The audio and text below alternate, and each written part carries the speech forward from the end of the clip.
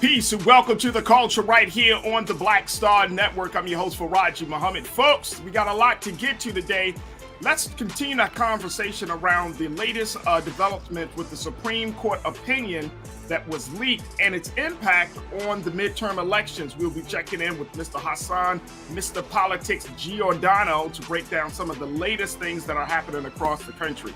We'll have that conversation. Then at the 4 o'clock hour, let's talk about how Black voters are being targeted for misinformation on social media platforms.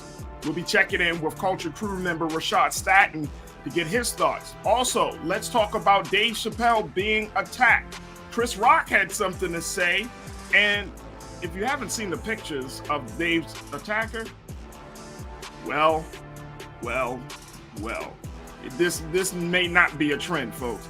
We'll have that and a whole lot more. So stay with us. It's the culture right here on the Black Star Network. Let's go.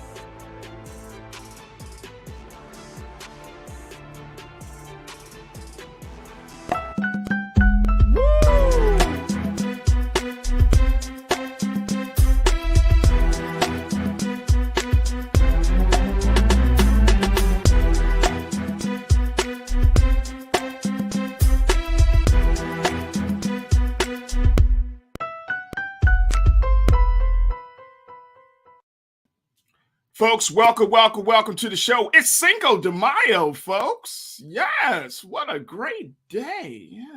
Yeah.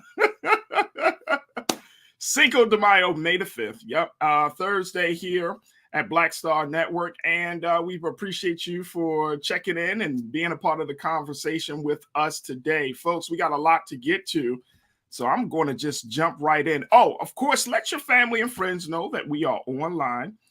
Let them know that we are ready for the conversations, and check out all that's being discussed with our online culture crew, both on Facebook, YouTube, and in other platforms.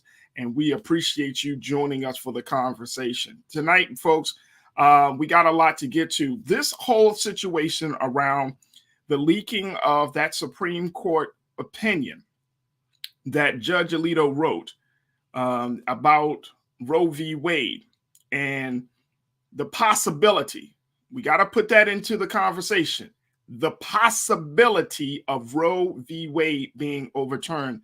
Let me tell you, folks, it's like throwing a stone into the pond. It is creating ripple effects, not just in Washington, but all around the country, where there are protests, where there are much deeper conversations that are happening, organizing that is happening, get out to vote, strategies and efforts that are being put together. A lot of people are just simply ignited by the possibility of Roe v. Wade being overturned.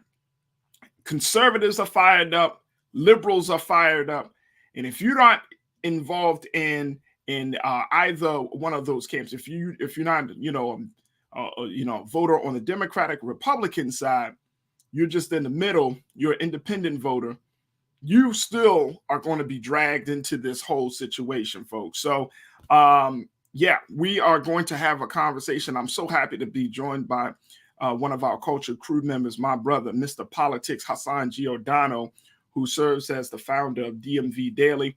And he's always going to bring us up to date on the latest that is happening in the world of politics. Let's bring him in right now. Hassan, good to talk to you again, brother. How are you today? Always a pleasure, brother Farajii. Good. Yeah, brother. Look, I knew this was going to be something that you were going to keep your eyes on. This abortion issue, this Roe v. Wade Supreme Court opinion, this thing has, and as we've been looking at it since it broke in Politico, we've been kind of tracking how it's been spinning out. This has been the conversation for the past 48 to 72 hours. And on so many levels, Hassan, I feel like this one issue, which has always been a controversial issue in this country, right? But this one issue is going to galvanize, I think, both sides of the aisles on. And it's going to be very interesting to see, especially this summer, to see how the constituents respond as these midterm elections are going into their primaries leading up to the November election. What are you seeing? What are you hearing, bro? Well, absolutely, Farajii. I mean, it's been the reason it's been so galvanized these past 48, 72 hours because it took even the most learned political expert by surprise. Most people in politics who are running campaigns right now across the country, we know that we were awaiting a decision to come from the courts in June, right? Mid-June to early July, when the decision would have came down. However, this leak of the draft memo, and I want people to realize that it's a draft opinion that was put out by Justice Alito. It wasn't the final opinion. That's what we'll get in mid-June to July. And oftentimes these draft opinions will have several different drafts. They may be very different from the first to the final. And even those who have signed on to the initial draft may change their vote, and often do change their vote. There's a lot of horse trading that goes on behind the scenes, just like we see done in Congress and legislative bodies across the country. Little bit different on the Supreme Court level. Obviously, it's a lot less of individuals and promises that can be made. But nonetheless, we saw in this opinion the impact. It was so impactful, Farajii, that, and I know we'll talk about this a little later, the primaries that happened in Tuesday's elections that really galvanized the Trump brand were, I mean, just totally overlooked, just based off of this new report coming out of Politico. It's not been done, right? This is sacred ground to have a draft opinion leaked from the Supreme Court, right? And so people need to realize that does not happen. That's why we haven't heard about it, why it's such shocking news. And while Politico got to jump with everybody, I mean, this really propelled them way up into the stratosphere because it turned out to be authentic. And if you look at it, here's my thing though. People should not be surprised with the history of these justices that sit on the Supreme Court about this decision. And I say that because look at who wrote it. Justice Alito, who said in the opinion that Roe was egregiously wrong from the start, and that Roe and Casey's the 82 case that came, Casey versus Planned Parenthood, that kind of reaffirmed Roe, but it put in certain protections statewide. It says their reasoning was exceptionally weak and it would have damaging consequences. Well, Justice Alito in the 1980s, people were following the election of Ronald Reagan, Republicans had what's known as the Federalist Society that they created. And one of those individuals who was a young lawyer at the time who worked for the Justice Department under the Reagan administration was Samuel Alito. And he was then transferred over to the Solicitor General's office, which is the president's chief legal office and his advocate amongst the Supreme Court. And it was his job to defend a 1982 case that came out of Pennsylvania, Farajii, known as Thornburg. And it actually took an opportunity. They took this opportunity. It dealt with abortion. And conservatives thought that they could have dealt with this issue once again, trying to overturn it. And even then, Alito wrote that no one believes seriously that the justices that currently sit on the courts are going to overturn Roe v. Wade. Many of them had already voted for Roe v. Wade, so they knew that the possibility wasn't there. But they realized that a slimmer majority in the case that was in Roe, as he writes, that we can possibly take this opportunity to argue our goals and to eventually overturn Roe v. Wade. So that was the intentions of, now mind you, Alito wasn't on the bench at this point. He was just a young attorney. Eventually he got appointed to the bench, and some of those that were a part of this Federalist Society have been appointed to the bench and have now ruled in this case. 3 of the appointees are Trump appointees that currently sit on the bench. And so you see this over time, and we've seen Republicans intentionally put cases before the courts, the lower courts, pushing issues like abortion, voting rights, and other issues that they know they want to either strip or minimize at best. They know that even if the lower courts rule, that they can push it to the Supreme Court and eventually get their way. We saw it just in 2013 when they gutted the 1965 Voting Rights Act, which then led to minority voters who was supposed to be protected by this right. Now their voting rights have been up in the air, right? They're being stripped in southern states like Florida, Georgia, Texas, Mississippi. We've seen it over and over. That was the reason why they put the voting rights law into effect. But conservatives realized this is a way for us to push the limits. If we can't get it done in Congress, we can get it done through the courts. And that's why you saw Trump, as president, appoint so many lower court judges. Their whole agenda was to appoint as many conservative judges across the circuit courts as they could, even if it wasn't just the Supreme Court, the lower courts, because they know those courts are going to be the deciding factors in many of the cases that they wanted to purposely put before them. So you bring up a number of, I think you bring up a number of issues with this. One is the privacy issue around this opinion, right? We know that Justice John Roberts has launched an investigation to determine like how this egregious breach of trust, as he describes it, how this even happened. So as of right now, we're still trying to figure out who leaked this information. How important is that information? How important is that compared to the significance of this draft of this opinion? Is that as important, or is that, where does that fall? Well, I think, that depends on the person, right? Even with abortion, it depends on, politically where you land on this and to how important it is with your right. I think this is going to motivate women to go to the polls in huge numbers, whereas though it won't affect as many men per se to go to the polls one way or the other for it. Same thing with the leak. Anybody who believes in the sanctity of their government, who believes in sanctity of laws, things that they're going to have a real problem with this person leaking it. The question is going to be who this person is and what their agenda was. Clearly, there was an agenda here to leak this decision. Most people would assume that person would be from the left, and then that they were doing this just in case the justices did not rule in this manner come the final decision, and they wanted people to kind of, it was being done in an intentional way. I think the other way. I don't think, because the ruling is probably going to come out the way we've seen it. The only justice that we saw that did not vote in this is the possibility is John Roberts, who is the Chief Justice. And so he may write his own opinion. We don't know at this point. He may vote in favor of or against, but at this point, they do seem to have the 5 votes. But Farajii, to your point, I think legally, the person who leaked it, if they can find he or she, will be in I think legally, they probably will not get any prison time, obviously, unless they have some kind of horrific record, which I doubt they would have even had access to this if they had it.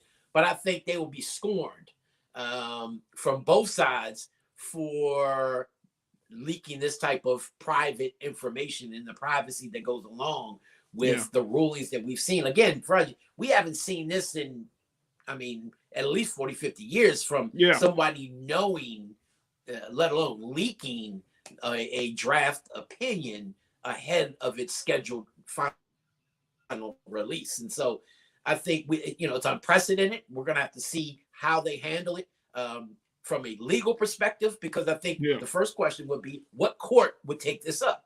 Obviously, it couldn't be the Supreme Court, and so because it's a Supreme Court leak, does it go to the DC lower courts? Does it go to the district courts?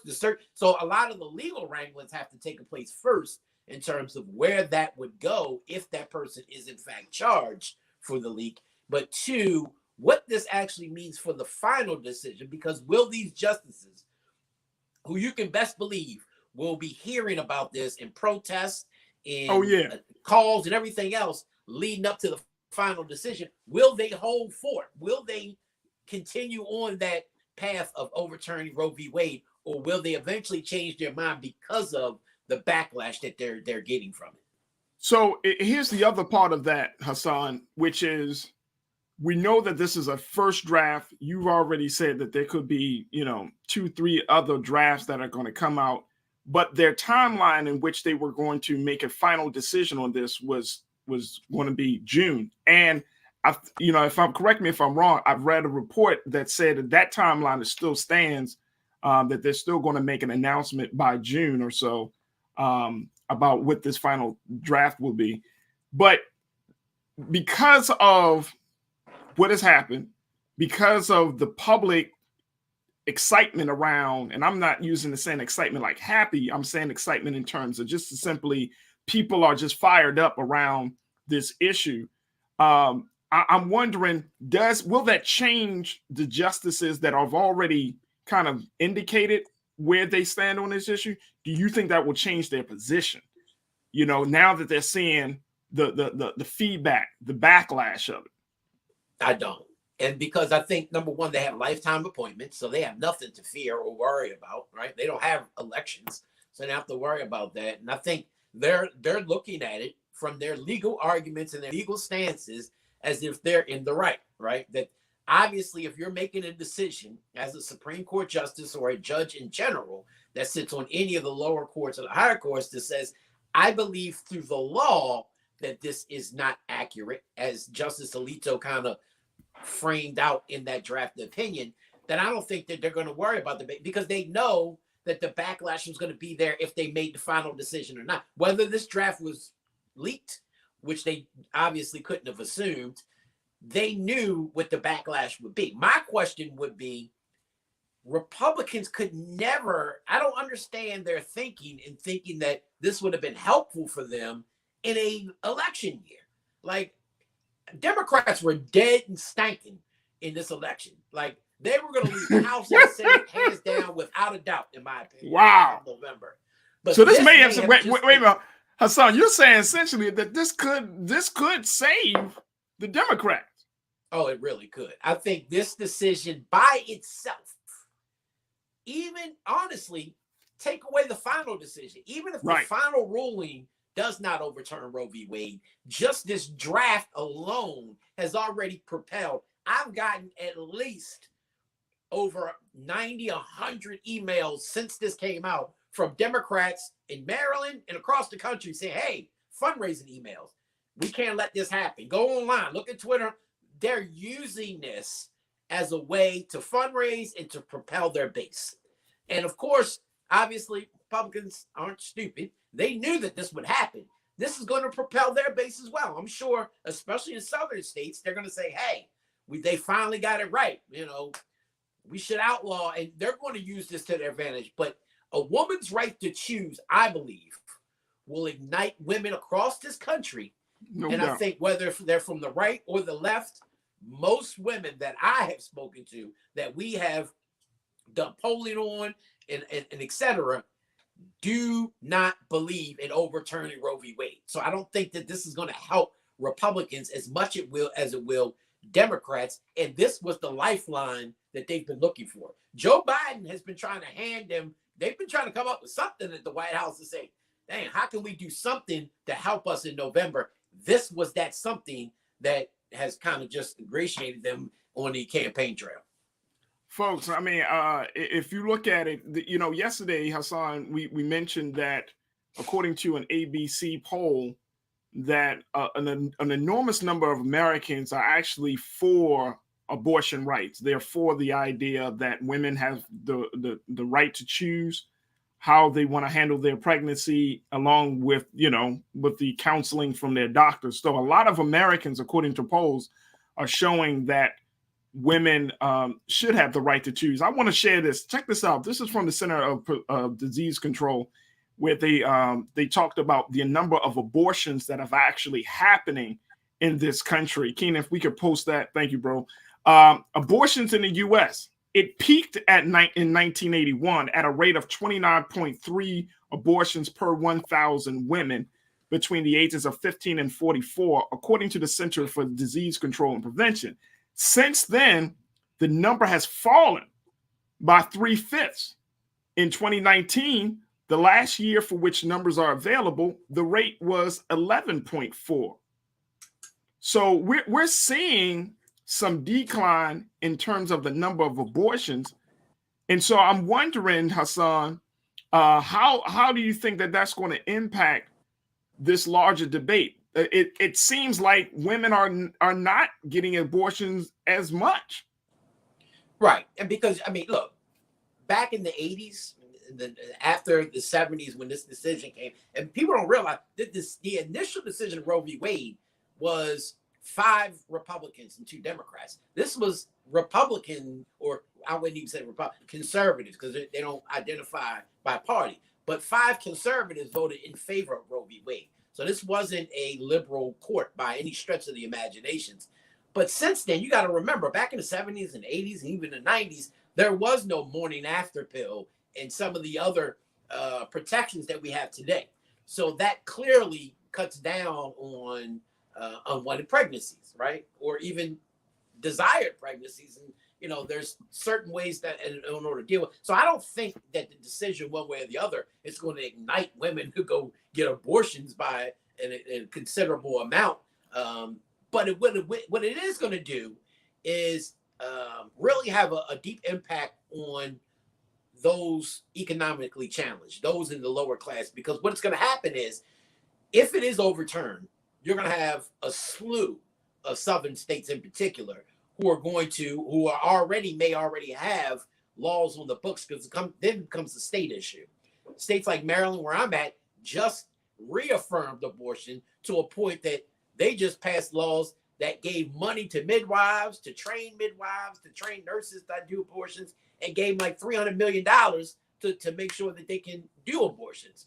But in southern states, where a lot of them still have laws on the books that outlaw abortion, you're going to start seeing women from these states have to then travel to states that do allow abortions. And somebody who does not have the money to be able to have, you know, they're trying to scrape up the money to have a legal abortion, let alone you got to travel to an entirely new state. If you're at a state that does that is outlawed abortions, this is going to have a big impact on women of color, especially.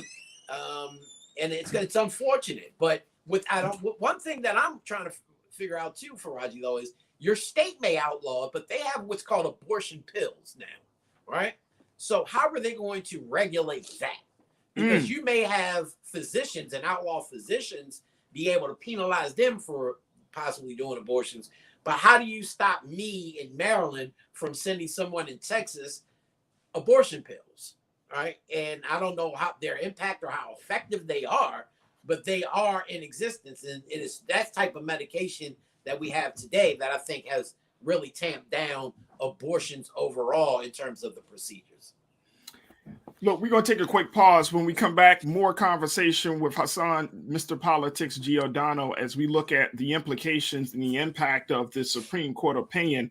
You know, as we move forward in the next segment, folks, let's talk about it, how it's going to serve as a real reference point for these midterm elections that might even, I hate to say it, folks, that's going to ignite the Trumpers. Because he's been dibbling and dabbling, putting his hands on people around the country, and guess what? Folks are getting elected because of the former president. We'll have that conversation and a whole lot more. Plus, I'll take your comments from our platform. So stay with us. We got a lot to get to in the second 30 of The Culture right here on the Black Star Network. We'll be right back.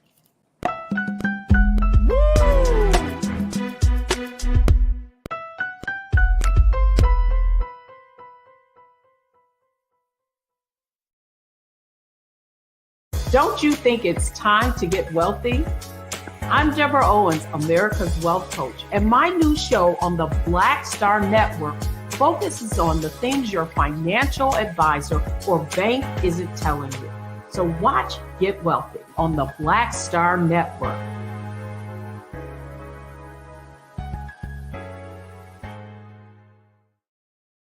Pull up a chair, take your seat. The Black Tape with me, Dr. Greg Carr, here on the Black Star Network. Every week, we'll take a deeper dive into the world we're living in. Join the conversation only on the Black Star Network. Hi, Hi, I'm Dr. Jackie Hood Martin, and I have a question for you. Ever feel as if your life is teetering and the weight and pressure of the world is consistently on your shoulders? Well, let me tell you, living a balanced life isn't easy. Join me each Tuesday on Black Star Network for a Balanced Life with Dr. Jackie. We'll laugh together, cry together, pull ourselves together, and cheer each other on. So join me for new shows each Tuesday on Black Star Network, A Balanced Life with Dr. Jackie.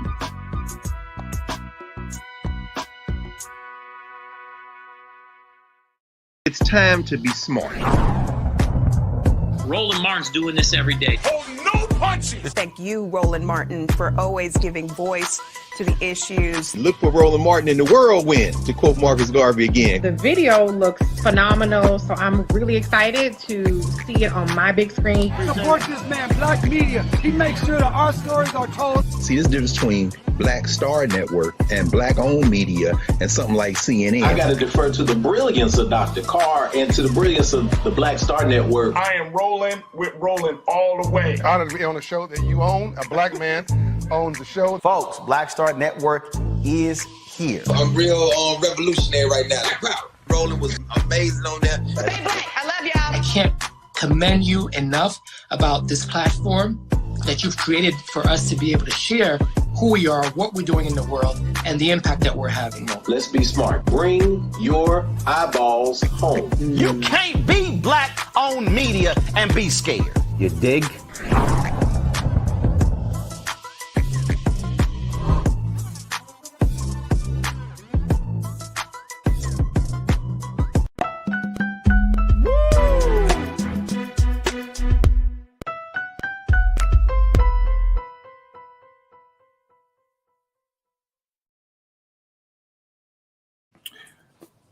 Folks, welcome back to the show.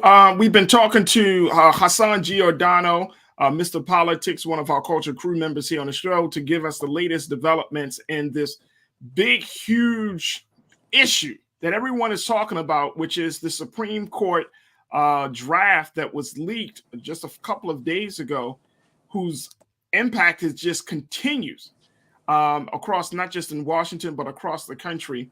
And looking at all that has happened over the past 48 hours or so, and most importantly, what can we expect moving forward, especially in this midterm election year? But let's bring Hassan back into the conversation. Hassan Giordano, who is the founder of DMV Media Group, DMV Daily Media Group.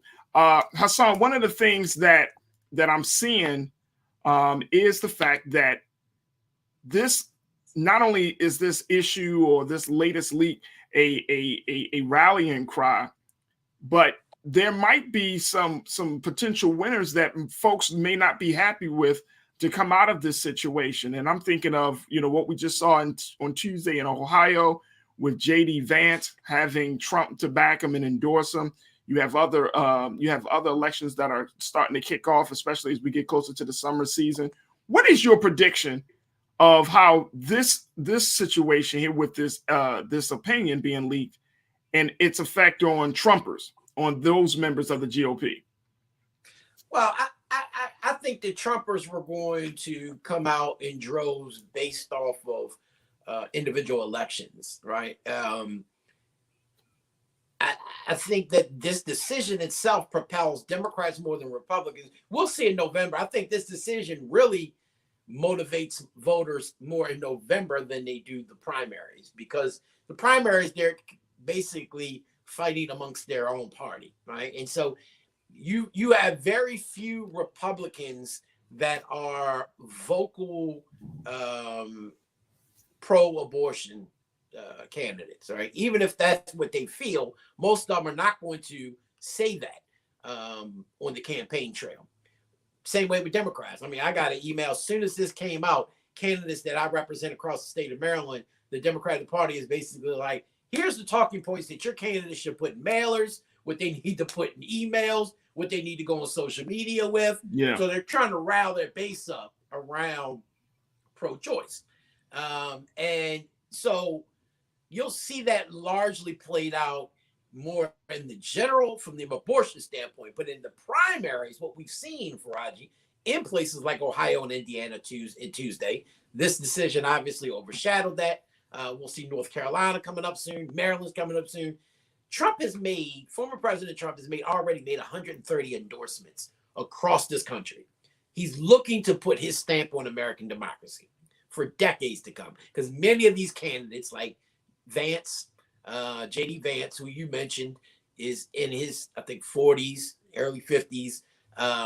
Trump's former aide, Max Miller, was also on high. He won the congressional race, the 7th congressional district over in Ohio. He won by 72% of the vote. In fact, he went to knock off the Republican congressman, Anthony Gonzalez, who voted to impeach Trump. But he retired before that could happen because he knew that Trump was coming for him. But you saw in these March Texas primaries, back in March when Texas had their primaries, was the first true test of Trump's legacy and what it can mean on these individual congressional and statewide races. He won, I think, all 22 of his candidates in Texas won. The only person that didn't, and there was the scandal-plagued Attorney General Ken Paxton was the only one, and he's in a runoff right now. But just the other night, J.D. Vance won with 32%. Now, he is more interesting because J.D. Vance was a person who called Trump an idiot just a few years ago. He actually considered voting for Hillary Clinton because he was this never Trump guy. But as soon as he got into this crowded Republican primary field, he became Trump's best friend. He started touting Trump in the big election steal. And so he was actually down double digits just last month in this crowded field. Trump came in last month and made his official endorsement. He comes up and he ends up winning this race. So that shows that twofold.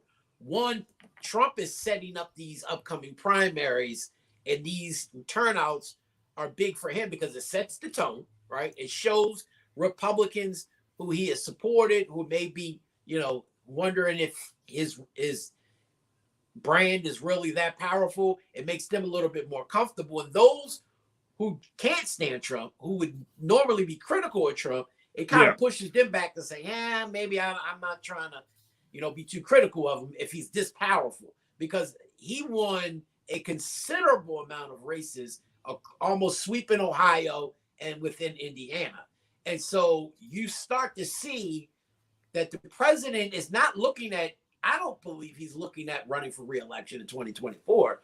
I believe he's looking to be the de facto party leader for at least until he dies, and then his sons and them, I guess, take over. I don't think that translates, but we're going to be talking about Trump 30 years from now, the same way Republicans talk about Reagan now.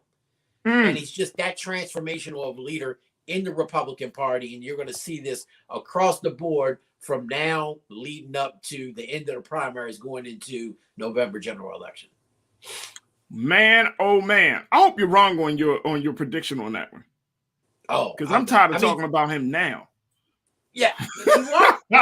I'm tired of talking about him now, son. In the Republican Party. He's a whistleblower. We know the people who love him don't love us. Can't stand people that look like us, right? Right. He knows what he's doing. I mean, you got to give it to him. He's an evil genius. He understood how to take his brand from television and everything else he's done, revert that into becoming the president of the United States. Like, he didn't just win a mayor seat. He became the leader of the free world. And so now he understands that, okay, I can flip that. Why worry about possibly losing in 2024, which I personally think he will do. I don't think he gets out of the Republican primaries if he runs for president in 2024. And I think his pollsters, he's got enough money. His people are telling him what the landscape looks like. So it's like, okay, why even possibly damage that? We can see he doesn't like being a loser. He still swears to God that he won in 2020. But why do that when you can essentially be the leader of the entire Republican Party and have them, kissing the ring, so to speak, without even having to serve one day as president anymore? Right. And that's one of the big concerns right now. I'm going to take some comments, but I wanted you to kind of bring us up to speed, because actually, as we're talking about Trump and the Republicans on the Democrat side, Senate Majority Leader Chuck Schumer announced that the Senate would vote on a pro-abortion bill next Wednesday. but they lack. Well, they did vote on it. I'm sorry, yesterday, but they lacked the necessary votes to pass the measure. And this was something that I thought was pretty interesting. This pro-abortion bill was essentially in response to the fact that the opinion was leaked, and it was a bill that was introduced by Senator Richard Blumenthal, a Democrat out of Connecticut. It did not have the 60 votes needed to overcome a filibuster in the Senate, but it's the first legislative attempt to basically codify the right to abortion into law since the leak. The Women's Health Protection Act of 2022 would make abortion legal nationally, and it would supersede that legislation passed by a number of states recently to severely restrict or completely ban the procedure. So what is that an indicator of, Hassan? That if they couldn't get that done yesterday, what are we looking at? Does that mean that what does that mean? Well, a lot of in the Senate, they have different rules than other governing bodies. They have procedural votes and things, and that's what that was, and it failed. So what they do is they set up these procedural votes to see if they can get it to the floor with enough support. They actually have a vote, right, on the overall bill itself. The Democrats know they ain't got a chance in the world of getting this bill passed in the Senate. And even honestly, I don't think it'll be a struggle to get it done in the House as well. Even though they have a greater majority of Democrats in there, there are still Democrats who aren't willing to come out because they serve in conservative districts, right? And so they understand the politics. And, there's some senators who don't have elections this year. Every congressman, every House representative has an election every 2 years. So they have to worry about their election. Certain senators don't. But what this does is, this is a Democratic ploy to put every member of the Senate on the record on how they feel about abortion. This is their way of drawing out those anti-abortion Republicans who try to skirt the line to make them take a vote on it. And a lot of times, both parties do this.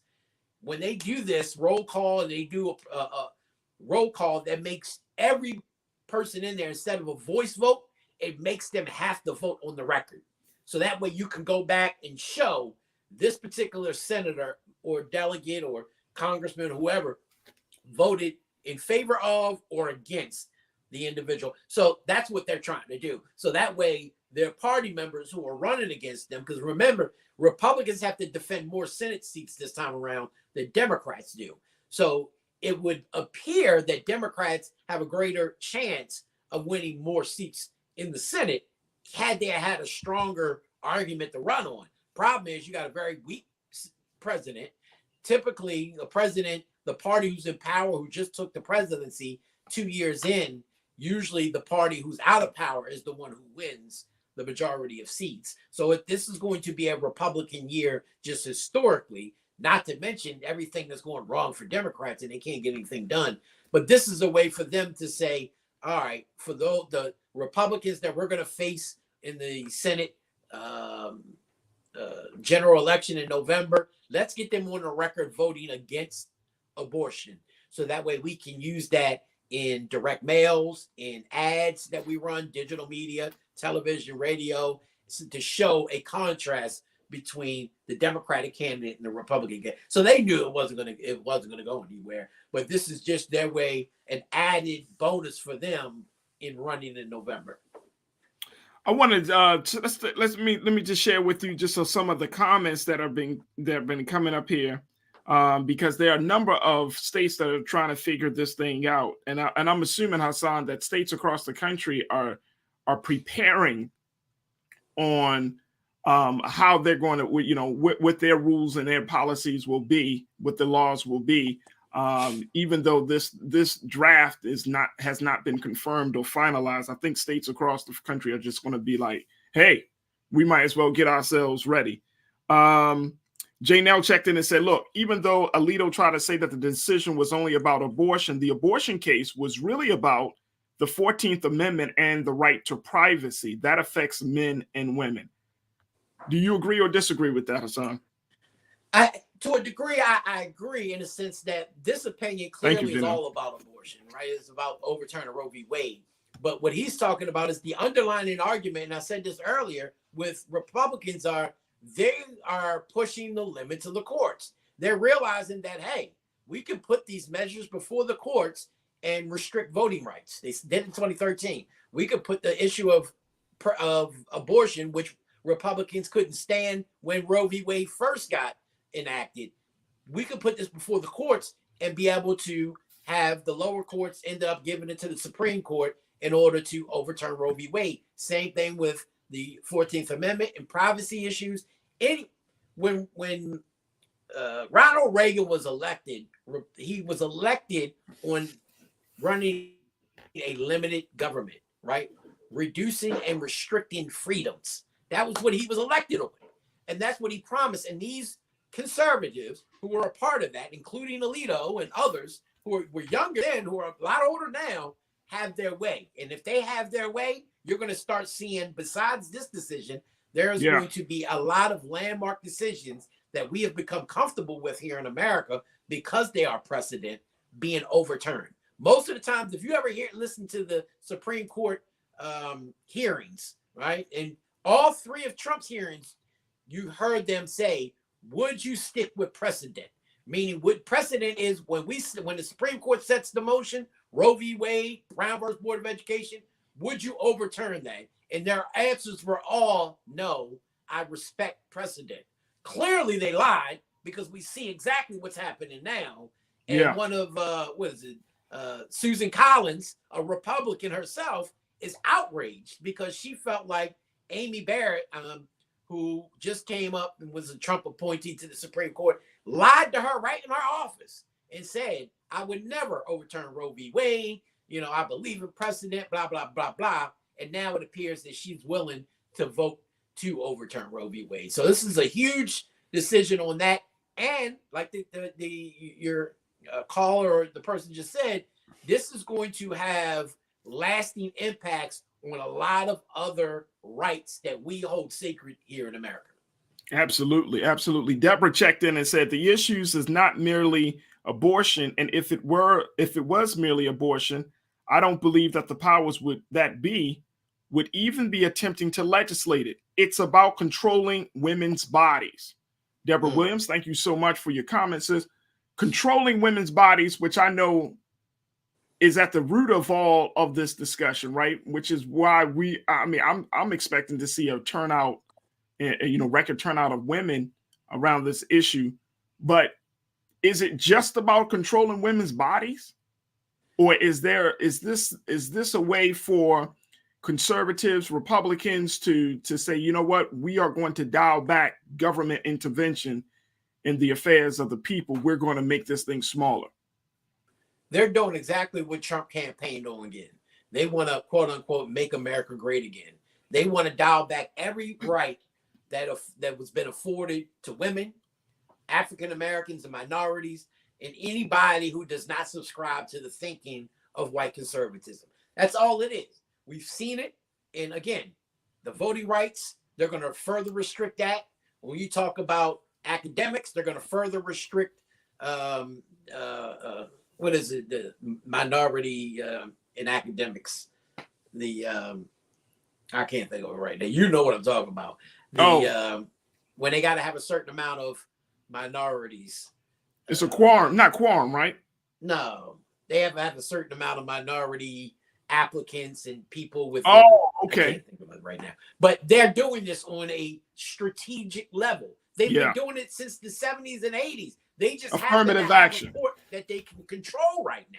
Yeah, affirmative action. Affirmative action. There you go. Thank you. Yeah. They're continuously doing this, and they're absolutely correct. I mean, this is what I've never understood about it, right? As a legislator, I'm not even talking about a Supreme Court now. I'm talking about legislators who try to legislate to this issues like abortion.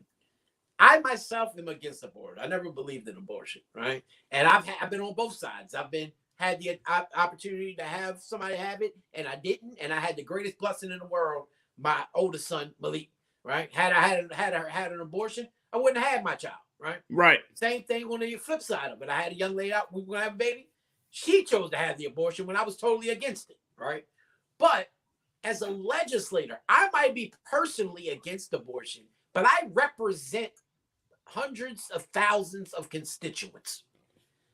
How fair is it for me to legislate what another human can do with their body, especially a woman that's their choice? I'm not a woman. I can't tell you what a woman should or should not do with their body.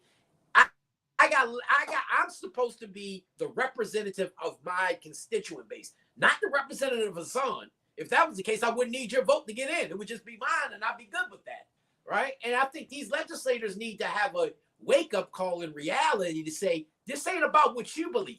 This is about what's best for your constituents. And the problem is many of these conservatives do believe that. It's what's best for them and their people. They could care less about the rest of America, which, mind you, which they hate to see, and this is why they're doing this, is they're slowly becoming the minority in this country, and they see it. So let's dial this back and make America great again, and this is what we get from that. Wow.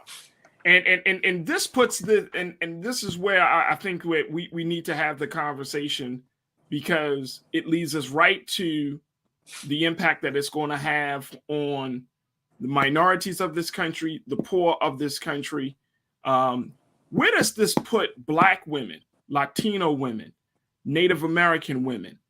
Where does this decision, or the impact of this decision, how does that, play on the choices that Black and Native American and Latino women have, and Asian women as well have, about how to handle pregnancy?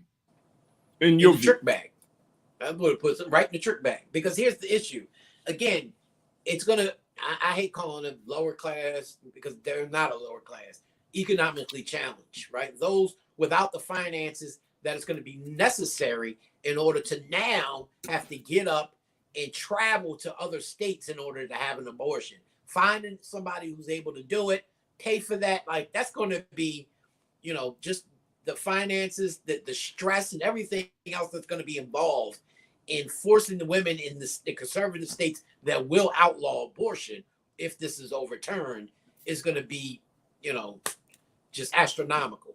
And so, but on top of all of that, you have a government who does not seem to want to represent your will in terms of African Americans, minorities, what the case, whatever the case may be. And this is the prime argument that people should be really focused on in registering people to vote. Because I hate to hear people say, heck, why am I going to vote? My vote doesn't matter. It absolutely does matter. I don't know why I vote for the president because of the electoral, college system. Well, the electoral college system also has to do with the actual vote, because you win electoral college votes based off of the number of votes that come out of that state. So if that state votes in favor of, let's say Maryland, we have 10 electoral votes. So if the majority vote is for a particular president, all 10 of them go to that person. But when you don't vote, your voice isn't heard. You allow people like Trump to get in and appoint people like the 3 justices that just all 3 were in favor of overturning Roe v. Wade in the draft opinion. Let's be mindful, the draft opinion that may be final decision in the next 2 months. Then your vote absolutely doesn't matter. Kwesi Nkrumah won by 3 votes. So don't tell me that your vote doesn't matter. He'd still be a DJ on WEAA right now, probably, had he not won by 3 votes in 1978. So this, to me, instead of going out and trying to fundraise off of this decision, instead of trying to get elected off of this decision, you should start trying to wake the people up in this country off this decision. Get them registered to vote, get them out the vote, get them involved in the process beyond just voting. Because voting that's just one step. You got to hold these people accountable. You got to be showing up for rallies. Like, this is an opportunity for that. I don't care about your personal agenda of wanting to get reelected or getting more money for the Democratic Party.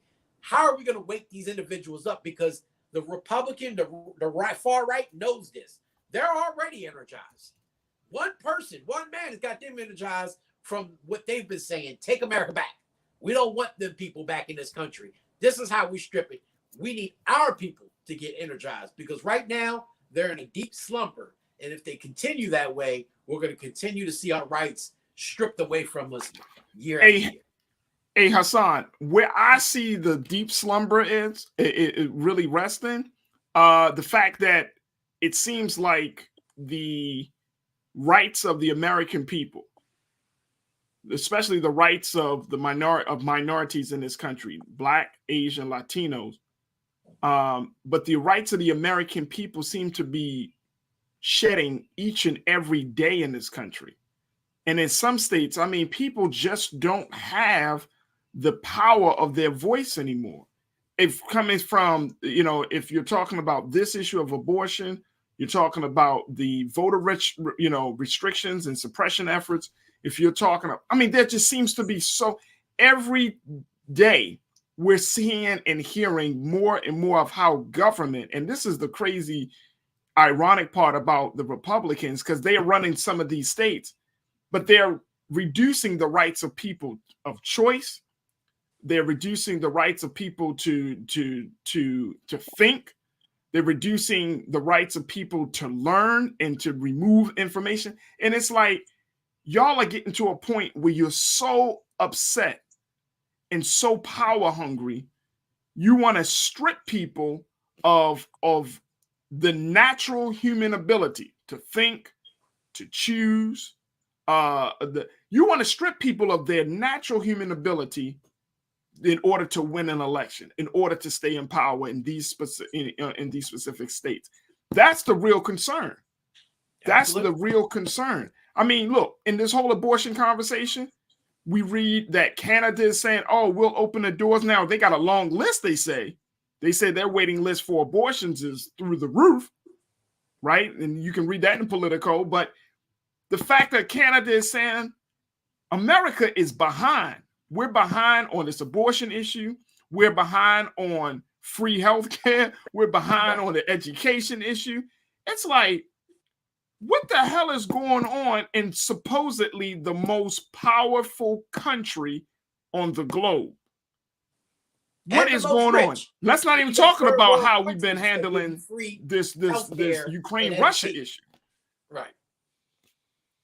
I don't think people have confidence that the way this federal government is set up, like if everything is going to be put on the state's government, and then you got these crazy ass lawmakers in the state side, in some of these big and small states that are making these decisions, people are going to feel like they're being put in a squeeze and they won't be able to get out of it. And then that's why they feel powerless and feel like their vote doesn't matter. Fact. Because it's like, you tell me to vote and I go out there and vote and this is what happens, right? Because even when you do put in the people that you think are going to protect your everyday human rights, right? Civil rights, you have them either being testicularly, having no testicular fortitude whatsoever to stand up for any damn thing, or you have the other opposite side of them standing up for what they want to believe in and not caring about what actually means something for people. And so I can't blame somebody for feeling that way, but it's our job to say, no, it's okay to feel that way, but here's the truth behind that. And if you stay that way, this is where we're going to end up going, right? And so that's just like our children, right? The children feel a certain way because they know no other way. But if you can show them a better way, then hopefully they will follow that path. Hopefully those watching this show understand that and go out there and start to educate, empower, and engage those individuals to come out. Because honestly, we really have a lot of work to do in this country. A whole lot. A whole lot, bro. A whole lot. Look, we got to take another pause, but Hassan, it's always good to talk to you. I'm looking at, we just got some news that President Biden has decided to choose Karine Jean-Pierre She was just named the new White House press secretary. She is the first Black woman to hold the position, as well as the first openly gay press secretary. She was born in Haiti, immigrated to the United States as a child, growing up in Queens, New York. So this is going to be interesting. She was served as deputy press secretary since the start of the administration, and now has filled in for Jen Psaki behind the White House podium and briefed reporters traveling with the president. So Jen Psaki's going to MSNBC, or is she coming over to the culture? So they say? I said Jen Psaki, it's true. She's going over to MSNBC, or y'all getting her over there? Oh man, well please. I mean, you know me. Whatever we got to do. we can do whatever we got to do. But you know what? I do want to have a different conversation with you, and we probably have to do it next week, just because we do see that people who are coming from the White House are now going into television. And I had this discussion earlier this week, Hassan, that it's like politics in Hollywood is so blurred sometimes that it's hard for people to not treat politicians like celebrities and then to look at celebrities as if they're going to run the country. Let's not even talk about the be like, that ran for office, right? Right, you know what I mean? Like, you like they used to go into the private sector and make right, you know what I'm saying? Now you're going into media, making a ton more money. Right, you're making a media, now you become this media darling, you redefine yourself. We got to have a whole different conversation around that. But I just wanted to bring that up to date, bring that update to you. Hassan Giordano, who is the founder of DMV Media Group and DMV Daily Media Group, and also he's one of our great contributors here on The Culture. Hassan, always a pleasure, brother. God willing, we'll be talking to you soon. Yes, sir. Always a pleasure. Big. All right, folks, we got to take a quick pause. When we come back, let's shift gears.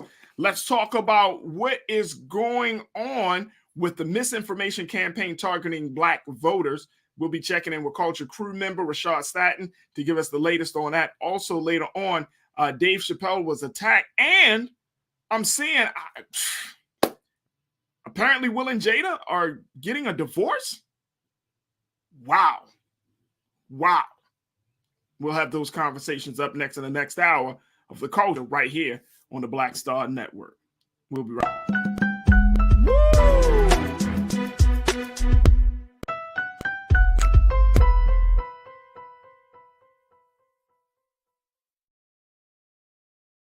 Don't you think it's time to get wealthy? I'm Deborah Owens, America's Wealth Coach, and my new show on the Black Star Network focuses on the things your financial advisor or bank isn't telling you. So watch Get Wealthy on the Black Star Network.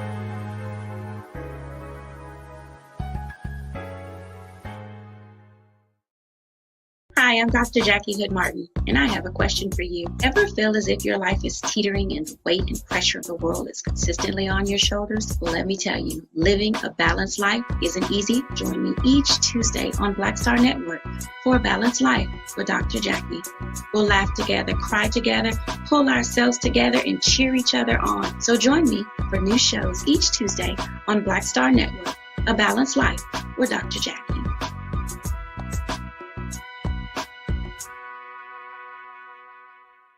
Pull up a chair, take your seat. The Black Tape with me, Dr. Greg Carr, here on the Black Star Network. Every week, we'll take a deeper dive into the world we're living in. Join the conversation only on the Black Star Network.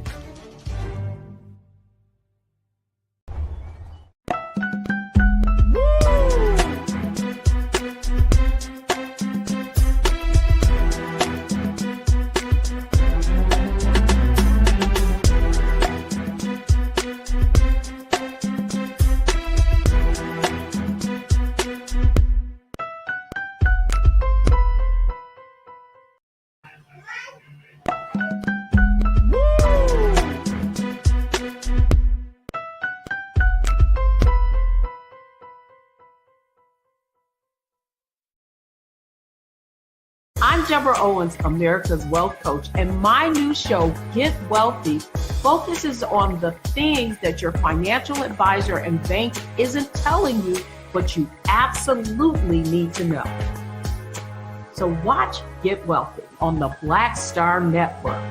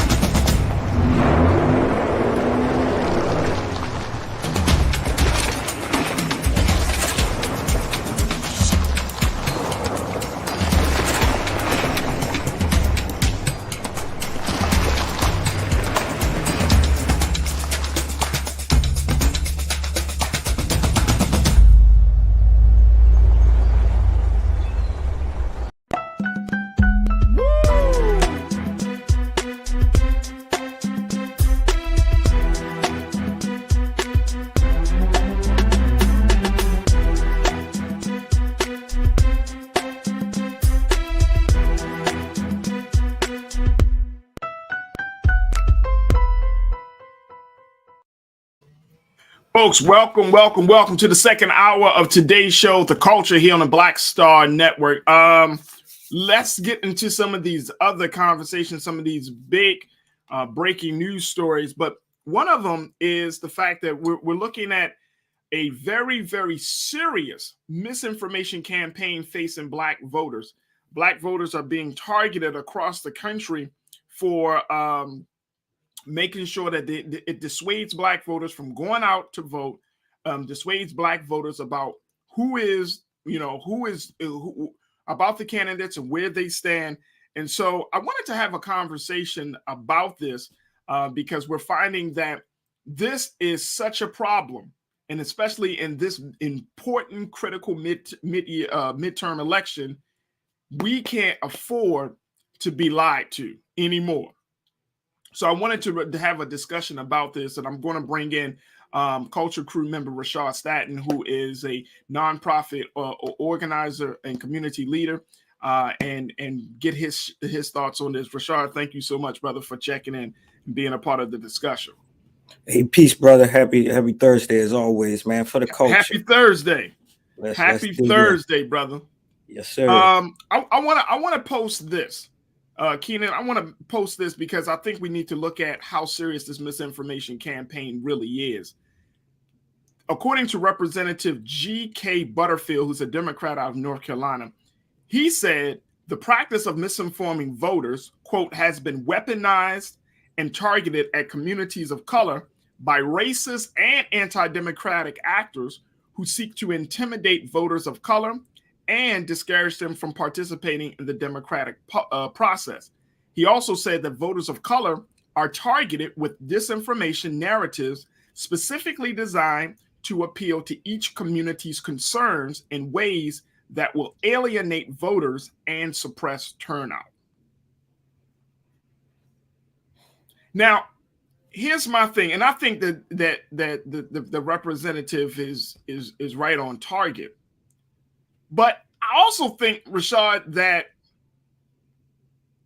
asking people to vote at a time like this, where some people feel like their interests aren't being addressed, where they feel like their grievances aren't being taken seriously, that it's not the low numbers or the turnout is not just about the information that people may read about or see on social media or anything like that. It's just really coming from the government. People are just not happy with their government. Yeah. I feel like we're not adding that into the conversation. Like we're like Black people love to vote, man. We know that, you know that, I know that. We love to vote. We love to talk about how much we love to vote. We love to say that we tell our children to vote. We love to talk about the history of our people when it comes to voting. But we're not talking about the fact that it's not about those things. It's really about the government's lack of performance or the government's decision to not address the issues that are facing Black people in this country. Therefore, the government has created, dissuaded, and uninterested voters. Not the narrative, the government itself. What's your take on that? Am I wrong on that or not? I think you can ring the bell right there. I think you just hit it on the nail.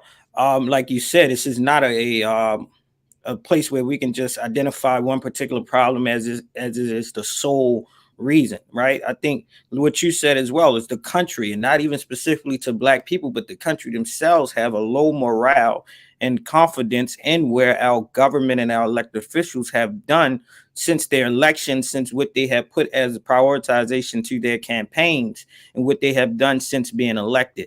It's one thing about Black folks, like you said, is we take pride in voter engagement and civic engagement once we are informed and once we feel as though that we are part of. So the idea of that sole problem being a disinformation campaigning and the specification of targeting us to sway us from being civically engaged. That's one of the many different factors that play into this particular round, whether we will be in these long lines or we'll be sending in our mail-in ballots and things of that sort. The reality of itself is, at a certain point in time, we as a people are going to awaken and come to the fact that, hey, some of these things that we have been doing, we either have to just completely move away from, reconstruct our own governmental systems, or reform it in a space where we see that what we want has been prioritized and we see implemental change in real time. The fact that none of this is surprising me. I believe since the Reconstruction era, when we did see some of the highest representation of Black folks immediately after slavery, there has been a campaign of different disinformation. If you know that a Black vote can sway an election, why would whom that wants to play this political game not go after the ones that have some of the strongest voting power? That is not to say that we're not already aware of it, right? But in the sense of we are aware of that, as well as understanding that we still have not gotten our 40 acres and a mule, or whatever we want to say is our goal and our gains of being civically engaged. I mean, yeah, we still haven't got that.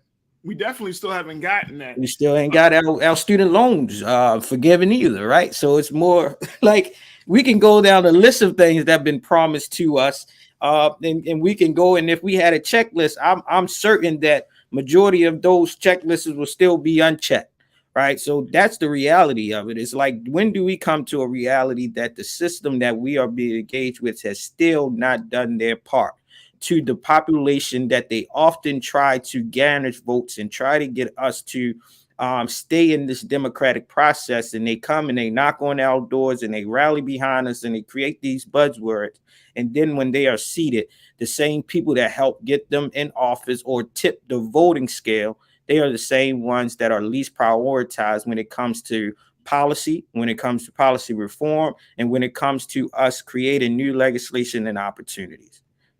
Let me just share this with you, folks. Since 2020, according to the Brennan Center for Justice, which is a nonpartisan voting rights organization at NYU Law School, legislatures in 49 states, Rashad, have introduced more than 400 bills that Democrats and other critics contend would restrict access to the ballot and disproportionately affect voters of color. 49 states, 400 bills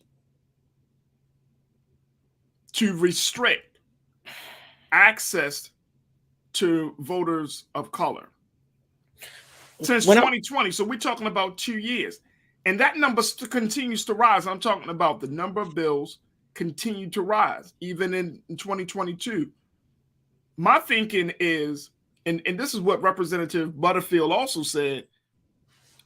He said misinformation, disinformation, and malinformation. I don't even know what malinformation is. I guess it's bad information.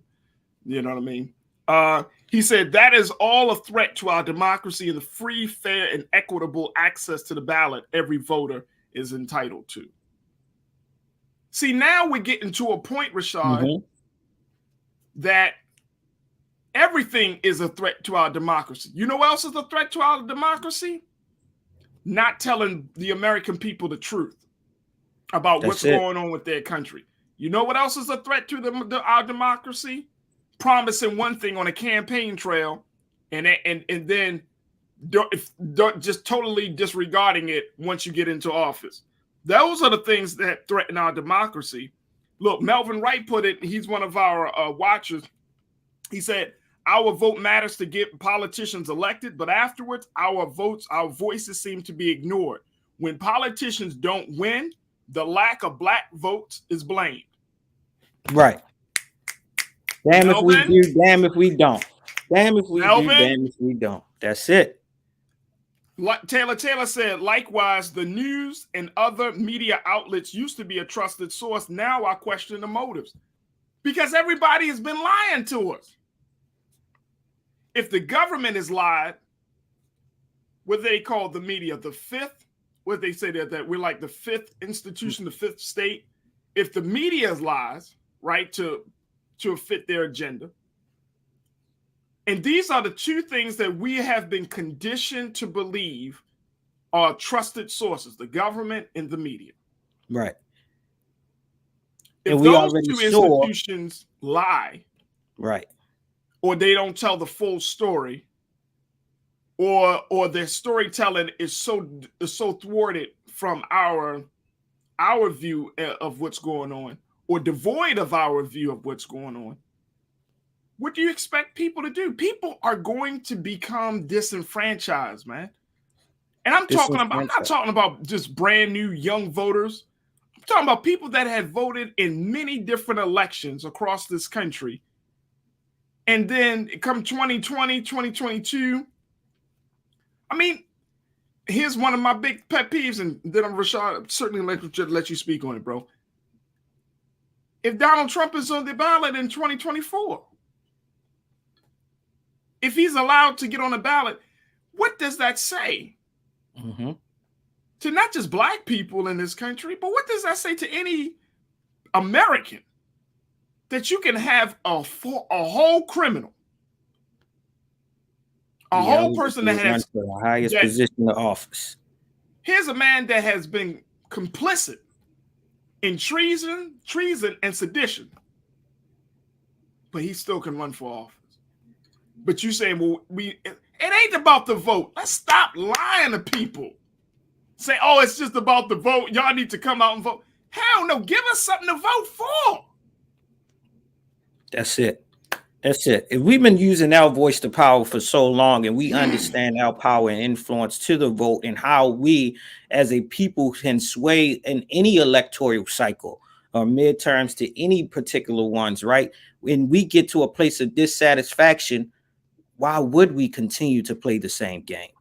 At what point do we allow the accountability go back on those same people that have perpetuated, have actually been a part of disseminating the disinformation, and say, look, this is on you all. When it comes to the vote, and we've been voting and we have been keeping you all in office, or we have swayed how the offices go, and we step away from it and say, hey, you all have not done your part. You all have not been accountable to our needs. So we're going to step away from it, and you all elect someone, but don't try to victimize the victim. Don't try to play the game on those that have become socially aware, politically aware that, hey, you all have not done your job. The disinformation one, of course, that leads to disenfranchisement, but that is something that we have always been in existence in, of not being as politically aware or understanding our political power as a community.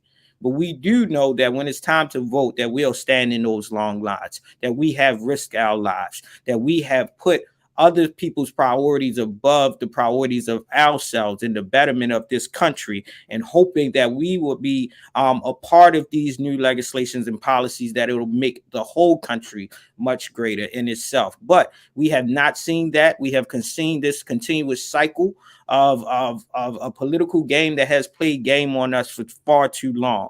And one thing about this information that's shared in this article is, not surprisingly, a lot of information when we come to a reality that, hey, this country and the media is finally starting to recognize and tell the truth about all the mishaps and all the misfortunes that they have imposed on us. None of that is surprising to me.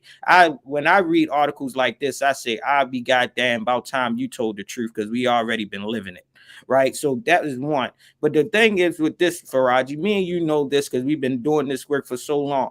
We go out every single day, and this is a platform like that has working, that works tirelessly and diligently to provide factual information in a space that is digestible for our people to receive it, employ it, and implement it in their daily lives. Even this recently, I had a conversation with a member in my own family about our gubernatorial candidates in the state of Maryland. And the conversation that was one of their strongest defense was disinformation. But I had to be intentional on how to discredit that information, that it doesn't sway them completely away from the candidate that they didn't know was probably the best for them. Right. So it was one is like, all right, where did you get this information from?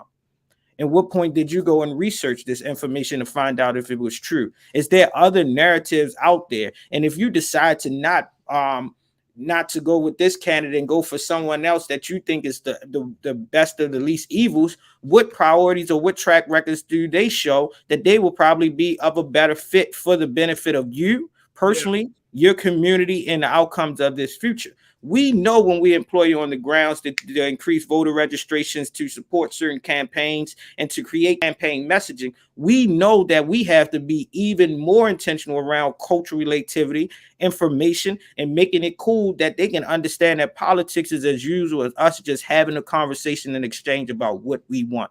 This information has been in existence and perpetuating Black votes since the Reconstruction era. We've seen the emergence of it again during the Civil Rights Movement. We've seen it again during the Black Lives Matter movement, and we will see it, unfortunately, again in our next social movements that will be forthcoming, because yet this country has yet to realize and hold a moral fiber that my great ancestor, our great ancestor, James Baldwin, has said for many years. Until this country address the moral fiber and hold a moral standard, they will never, America will never take heed of this dream, and this dream has always been alive.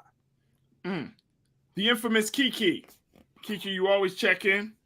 You said we are in a culture war and y'all keep talking about healthcare and education. All real issues, but they don't care about any of that. That's why we got the show called The Culture, because I don't think anybody, and I agree with you, Kiki, I think that we undervalue how important culture is. Culture being the way that we do a thing, you know, is based upon our attitudes, is based upon our values. I don't think we understand how powerful culture really is. So and I think to your point, Kiki, like if they're playing a culture war, they're trying to redefine how our story is being told. They're trying to play it's a culture war about how to depict us in a certain way. Just like around this abortion issue, how it's going to be interesting to see how both the Democrats and the Republicans package this abortion issue to play to their base and to their agenda. So yes, the culture war is very real. The culture war, I think the culture war is probably more tangible and more significant than the actual war about health, education, voting rights. It's the culture that we got to go to. And it's oftentimes, Rashad, the culture is not being talked about. We talk about policy as if policy don't come out from the minds and the hearts of men and women. Before you even get to a law, there had to be an attitude. That attitude had to harden into a belief. That belief had to be expressed and be fulfilled, so you create a law.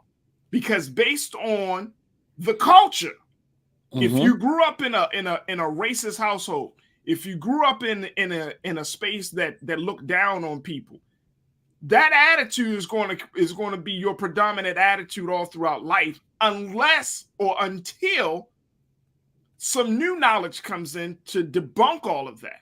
An awakening happens, right? And I think we're seeing Black people get to that place, and we're certainly seeing white people get to that place. But I think we downplay the culture too little until we get into conversations about like, Black history and not being included in certain textbooks and all of that stuff. The culture is so important, Rashad, that I think that if we start to include that as part of the national conversation, it ain't about prices of medicine, it ain't about the curriculum in the schools. It's about the fact of what is the culture around education in the Black community. What's the culture of healthcare when it comes to our relationship to big pharma and the constituents? Those are the things I think matter. What's your take? Yeah. I think you nailed it on the head. If we use our culture as the pinnacle of what keeps us grounded and what is our DNA as a people to the point that it can't be attested, then we are hitting on on this gem that defines us as being God's children. And I think that's powerful, and in which I think that's the name in itself of like the culture for this show. It's because we are often talking about the culture and how the culture dynamically can influence all the different social issues, the social determinants, and the things that show up in our lives. And the way that we perpetuate and live through our culture is how we're going to often try to address the things that is forefront to us. But even when I'm thinking about these, it's like now we have this research that is showing that there has been targeted disinformation, and we know that this to be true. What are we going to do about it? Right. And it's not more of the people that is receiving it on their end, because they're not the ones that's creating it. But similar to what we're seeing every day when we go on our social medias and we want to post anything that's related to COVID vaccinations, or COVID information, the federal government has regulated things that populate and say this information may not be true. And it then sends you to another back-end database or a website that then gives you the credible information that they identify as credible to give you the factual information regardless of who is posting it. Can we get that same type of oversight when it comes to voter information, when it comes to political issues? If we have the capacity to do that in another lane, and we know that this can be just as impactful and it is just as potentially harmful to the people in this country, because this is correlating directly to our elected officials, our policies, and how we show up every day, why can't those same systems be translated into a place of any time that someone being a ghost account or being an account by someone that is I call it the Twitter gangsters that's just misleading us? Why can't that be debunked by you all placing in another tab below to say, hey, you might want to double check the validity of this information? And then until they do that, then we can't, the same thing that's coming from our elected officials that's saying, hey, we know that that's existing. You have not used your political power to balance out that beam. And until we do that, and we use these large scale things that we deem as effective in all facets of our life, then we're picking and playing of what we think and have prioritized of what truly matters. And I don't think that they still take the black vote serious. And they can, when the black vote doesn't turn out to swing the pendulum back to the Democratic or the Republican Party, of course they're going to blame us. And at the same time, we should not accept that bunch. Hey, look, if they don't take our vote serious, then we need to really figure out. And I'm not just talking rhetoric here. I'm saying we need to figure out, we can't keep giving up our vote and getting nothing in return. So because what's the point of voting? Do we just not vote? And if we do not vote, will we be okay? If we keep giving it up and you don't get nothing back, it's like being in a relationship, baby. You keep making an effort, but the man or the woman, the person you're in a relationship with, they're not giving you no effort back. They're not showing no consistency. What's the point of staying in the relationship? Better to just be alone and love yourself. Hey, man, I could do bad all by myself, baby. And that's how we got to talk politics. Using cultural language. And I know people want to believe that things can change, and I truly believe things can change. Trust and believe, and trust and know that as a person in my role and position, I'm not doing this because I don't think things can change. I believe so. But I'm also looking at the relationship, and I'm also looking at the way things are currently. If they are not taking our vote seriously, then why are we keep banging our head like, oh man, when are they going to take it seriously? When are they going to take it seriously? When are they going to count our vote? When are they going to count our vote? And I know some of you are probably like, well, Farajii, you're telling people not to vote. I'm saying let's look at this and let's be very strategic about this. And how we place our vote. I'm not saying, look, I voted in many elections. My people didn't always, the person I voted for didn't always win. But I'm tired of being in a relationship where we making an effort, and we get subpar effort from the other side. And then we're expected to keep going all out. Yes, sir. Only to get our hearts broken. And I'm not trying to make light of it, but I remember the movie What Love Got to Do with It when Larry Fishburne's character Ike Turner hit Tina Turner's friend in that diner. She said, you only got to hit me once, Ike. How many times we gonna get hit? You know what? I don't know. I say one thing is, and this will be my closing one, is a call to action, right? If we can't hold, if we can't hold our elected officials accountable to be in our communities throughout the entirety of their time in position, right? Does not just be on the campaign trail when it's time to garnish the vote, but once you're elected and we see you in your communities, you're still holding information sessions, you're still holding the brief sessions and things of that sort to keep your community informed of what you are trying to push and legislate and push forward for the better of your communities. Then look, when it comes to that space after your term is up and you're going for re-election, you can't expect them to come back out again. And secondly, what we have to do, and that's a call to action to the organizations that I lead and I support nationally, locally, and statewide. We as a people, after gaining and raising the awareness around civic engagement and voter registration, we as community-based organizations, civic organizations, larger institutions have to do our part in keeping the conversation going year after year, month after month, with programming that informs our people of their voting power, that informs them of the political system, how policies are passed, when the House is in session, when the General Assemblies are in sessions, who are actually have power to appoint certain commissions, to fund certain policies, to fund certain educational systems. We have to have that thing. And one of the things is why we're doing it ourselves, Farajii, is why we're continuously trying to activate youth-led candidate forums, right? Because these young people are our next larger voting population. And if they become informed early on, they will make informed decisions as they become older, become more civically engaged, and grow into adulthood. So we can't change the mindset of those that are elders and those that have become impatient with the political process. We must start from the young. And that's what Frederick Douglass has said. And some things has not been broken. We must build up and modernize those blueprints so that we can maintain and sustain a culture that is beneficial to us as a people.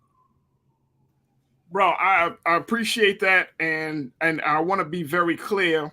I'm not saying to never vote, folks. I'm simply saying be strategic. I think you should vote locally. I think you should vote for your congressperson. I think you should vote. You know, one of our watchers said that jury pools, forensics accountant, jury pools are comprised of registered voters. Yes, you can still be a registered voter. You can vote locally. But if Black people were to sit out this next presidential campaign, this next presidential election, what do you think will happen? I'm just posing a question. What do you think will happen? Now, the midterms, yes, because they're a little bit more closer to home. But the national, I think we should have a conversation about it. I think we should have a very, very serious, real conversation about it. Because I'm tired of being in an abusive relationship. That's where I am. I'm tired of being in an abusive relationship. We have to organize and galvanize our Black political power. And at this point, this cycle that we're in is not doing it. You're not going to empower the next generation. You're not going to bring new people into the fold. You're wishing upon a star that change is going to come. You're waiting on a mystery God that your reality is going to be different. Vote locally, but should we vote nationally? If we're talking about really getting the attention of this government and this country to let them know you are not going to keep taking Black vote for granted. It matters. Absolutely matters. But on a national level, y'all can take a look at it.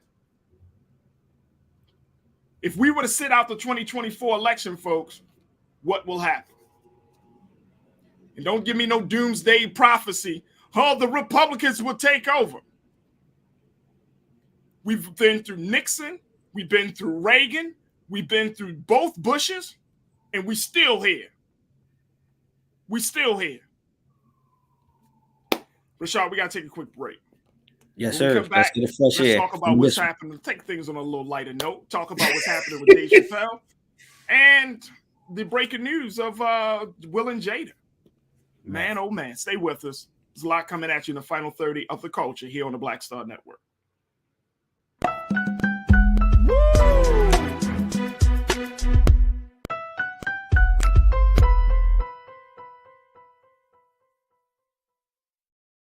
Pull up a chair, take your seat.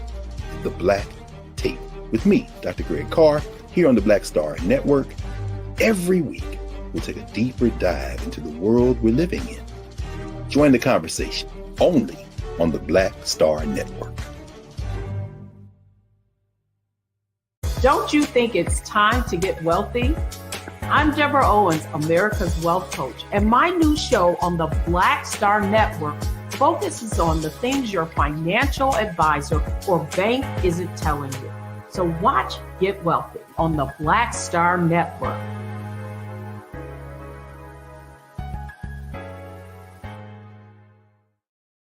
Hi, I'm Dr. Jackie Hood Martin, and I have a question for you. Ever feel as if your life is teetering and the weight and pressure of the world is consistently on your shoulders? Well, let me tell you, living a balanced life isn't easy. Join me each Tuesday on Black Star Network for A Balanced Life with Dr. Jackie. We'll laugh together, cry together, pull ourselves together, and cheer each other on. So join me for new shows each Tuesday on Black Star Network, A Balanced Life with Dr. Jackie.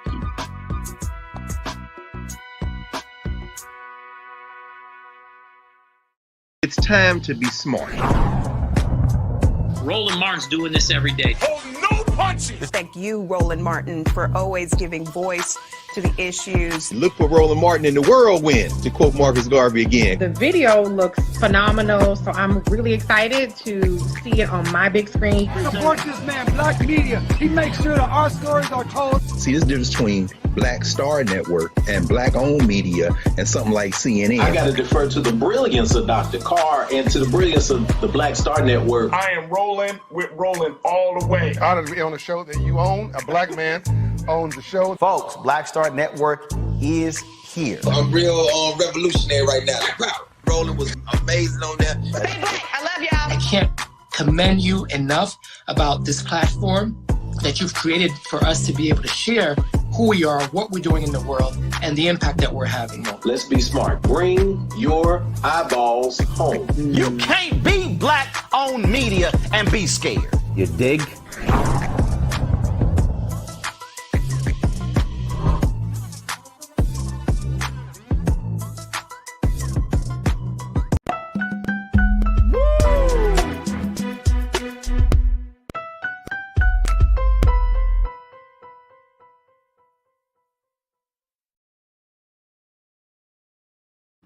Folks, welcome back to the show. I think I touched on, I want to bring activist, educator, and nonprofit leader, Rashad, back into the conversation. Rashad, just wanted to say, and we're going to talk about these other issues, but I know that a couple of people are talking about the last segment we just had about misinformation and the idea of voting. And I want to be very clear. I don't have any problem putting it out there. I don't have any problem coming on any other show. I'm dead ass serious, folks. I'm very serious about what I just said about voting. That we can vote in the local stuff, we can vote in the congressional stuff, but what will happen if we don't vote in the national election? I mean, seriously. There has to be and Janae, you made a point. You said, that 45, there's a possibility that 45 might get back into it talking about Trump. And that days were going to be darker. Black folks been living in darkness for a long damn time. We've been living in darkness for a long time. Folks, I just want to let y'all know, if they doing some type of renovations in the space. So if y'all hear some stuff in the back, just know that it's not my house getting chopped down. But darkness has been happening for a very long time. We've been living in darkness. That's how we operate. Unfortunately. You know what I'm saying? I build on this. You're talking about poverty? That's darkness.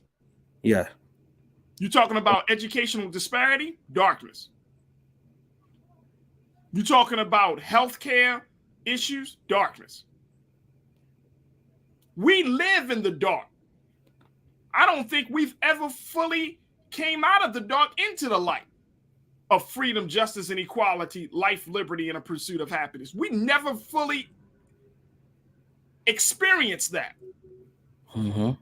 So I'm not afraid to live in the dark. If living in the dark is the sacrifice that we have to make in order for our babies to live in the light, then I'm willing to make the sacrifice. That's it. And I take for what you said, I don't think you even negated it or told someone that they shouldn't vote. The question for someone to think critically of their own individual stance and as a collective stance as a community is something that we must bring to the table, right? I think it's what does it say? If you continue to do the same thing, expecting different results, that you have to be cognitive, that you may be, practicing some level of stupidity.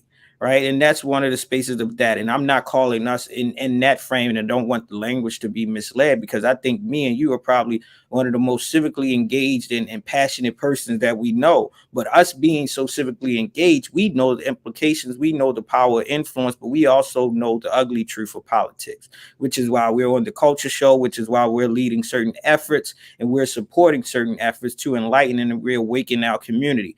There comes a time when we must fully assess the role that we play individually and as a community to determine if we want to take different approaches to get different results that may be better for us and the benefit of our people.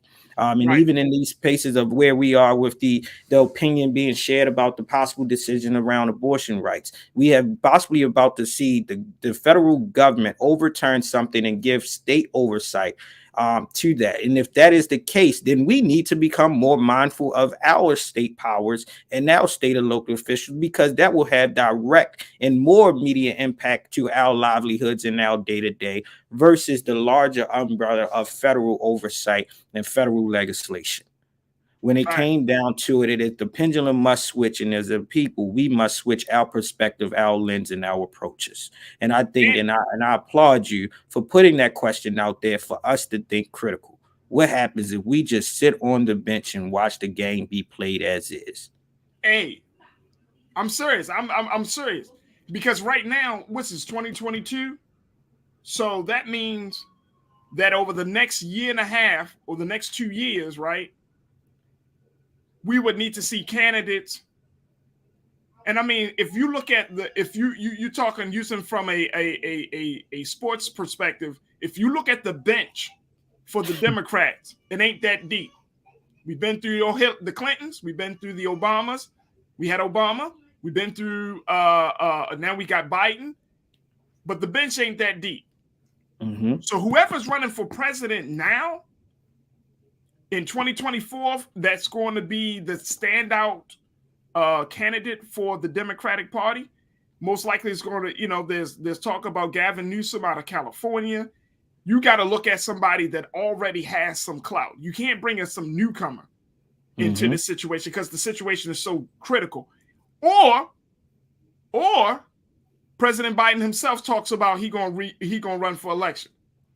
Bruh. That wouldn't pop off well. Right. That won't work out. Not when we're so in tune to his current administration and not being pleased for where it currently is. It's meaning we're getting these symbolic representative type of things that's being passed. When we look at legislation that's directly impact us, it's like, besides the symbolic representation, what are we truly getting here? And I think that calls in that to question. Right. And like you said, we have seen the Democratic Party recycle the same families with the same recognition. And we done got through everyone from the wife to the husband in the last few families at this point. Whom else should you call to? Unless we're going to pick up and give it to Michelle and bring back the Obamas in the space. You can't do that, man. Who else will we call? Man, come right? on. At that point, it's like we can't trust it. You can't bring back nobody. Right. And who do we have coming up the ladder? If you really think about it, folks, this is the first time within a 15 to 20 year period. I was about to say 16. Yep. that you would have a person on the Democratic side that's not affiliated or associated with a powerful Democratic family. This is going to be the first election in 2024. If Biden, unless Biden talks about running again, and he gonna look at them poll numbers. He already know what his poll numbers are now. He made a joke about it at the White House dinner just a few days ago. He already know his poll numbers are low, so you can't run on that. But look at the situation. You need somebody that's going to ignite the base. That's going. I mean, you know the science behind it all. And right now, who would that be? And we don't have to go down the line. I'm not trying to think about. I'm saying the bigger picture.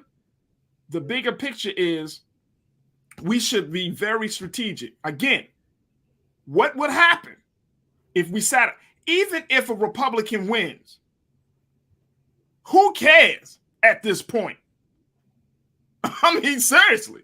We'd be like, oh man, we know that. We know that. We understand that. Judges, all of those things. I get it, folks. I get it. I'm just getting to the place that there needs to be a fundamental shift. You can call it a revolution. You can call it an evolution. But there needs to be a fundamental change in our relationship with the United States government. There needs to be a fundamental change in our thinking and attitudes around political power. And that fundamental change can be, the catalyst for that change can simply be, we're not going to vote in the national election. We won't vote in the national election until we know for sure, without a shadow of doubt, with great certainty, that we're going to get what we were promised to get.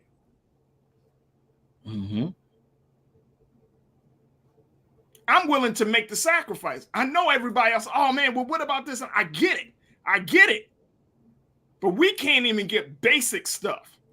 Living in fear and living in the what if fear, brother, never help us as a people. Look, let me tell you, one of our watchers just said it. Janine, how we operating out of fear and not out of logic. Right. Janine, I see you. I say that all the time. I say politics is not a place for emotion. Afraid, man. Politics is not a place of emotion. I'm going to always go back to this, folks, because I don't want us to lose sight of this. In 1972, when they had that National Black Political Conference in Gary, Indiana, there was no fear. There was no fear. When they organized it, once they started to organize and read the history of that political conference, guess who started to disrupt stuff?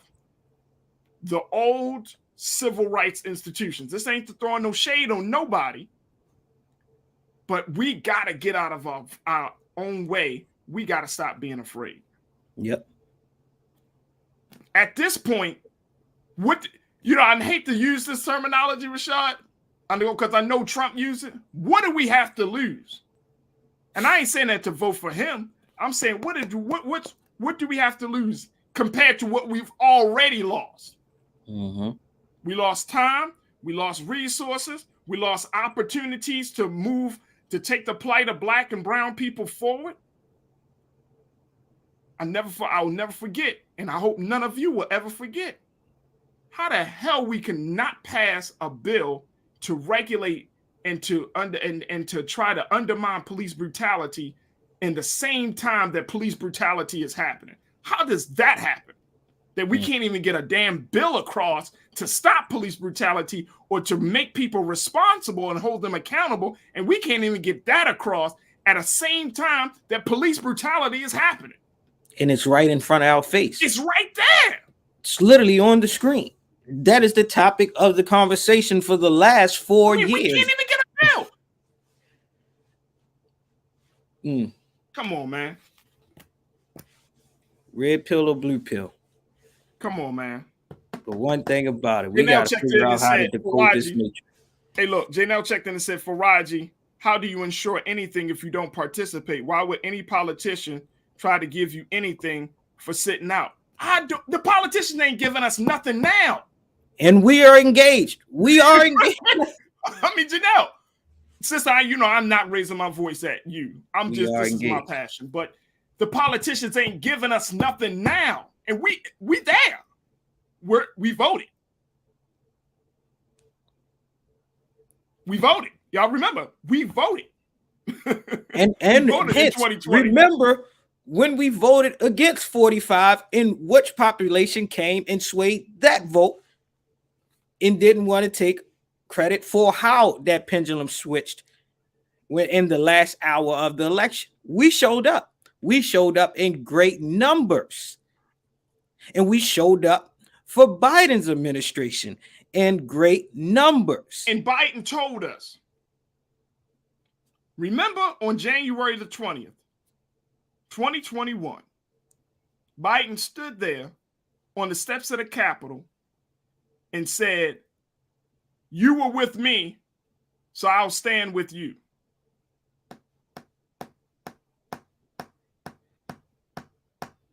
I'm glad we circled back to this.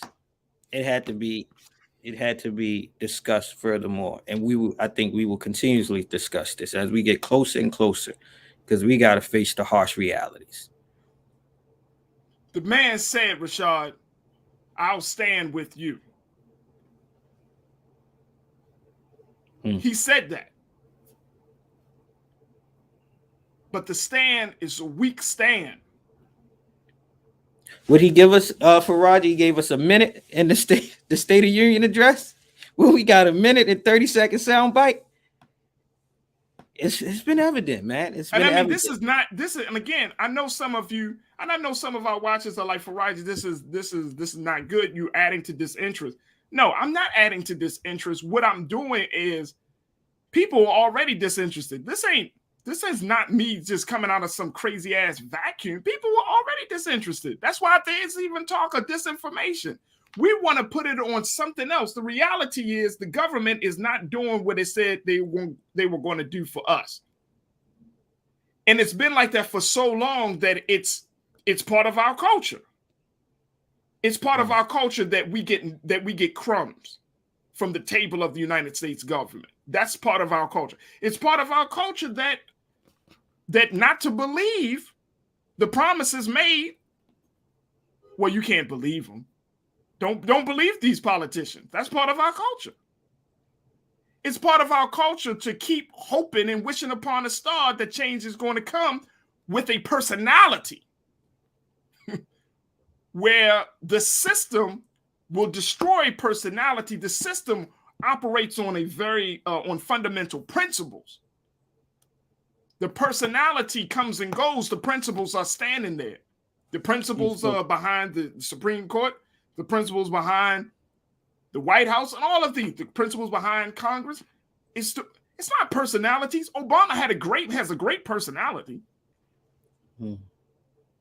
But his personality wasn't more powerful than the principle and the ideas of white supremacy.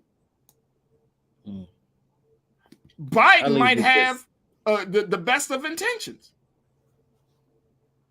but his intentions aren't more powerful than the principles. You know, I say this, Farajii.